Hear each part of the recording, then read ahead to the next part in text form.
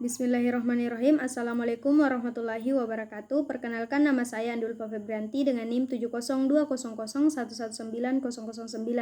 Di video ini saya akan menjelaskan materi tentang membran plasma.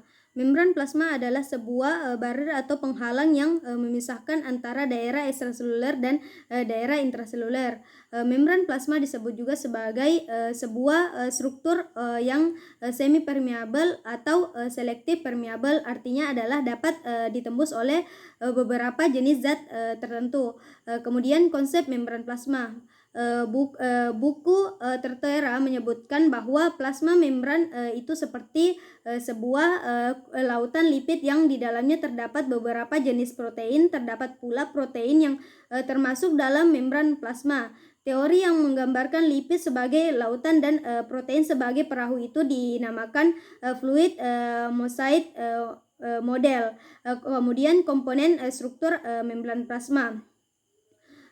Membran plasma terdiri dari dua lapisan lipid. Yang membran plasma yang terdiri dari fosfolipid atau fosfat bagian terluar, dan membran plasma yang bentuknya bulat dan lipid atau buntutnya. Lipid itu hidrophobik atau takut terhadap air, sedangkan daerah intraseluler dan daerah ekstraseluler kaya akan air. Oleh karena itu, lipid berada di dalam struktur membran plasma, sedangkan fosfat hidrophilic atau suka dengan air.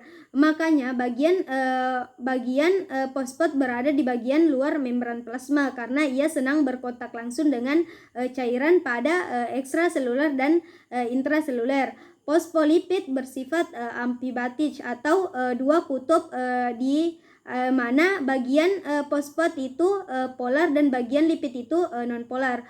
Fosfat yang berperan sebagai perahu dan teori dan protein yang berperan sebagai perahu dalam teori sebelumnya yang dikenal sebagai periferal protein, dan protein yang berperan sebagai pulau akan masuk ke dalam membran plasma yang disebut dengan integral protein. Kebanyakan dari integral protein adalah glukot protein atau menempel pada integral protein. Mungkin itu saja yang bisa saya sampaikan. Lebih dan kurangnya mohon dimaafkan. Assalamualaikum warahmatullahi wabarakatuh.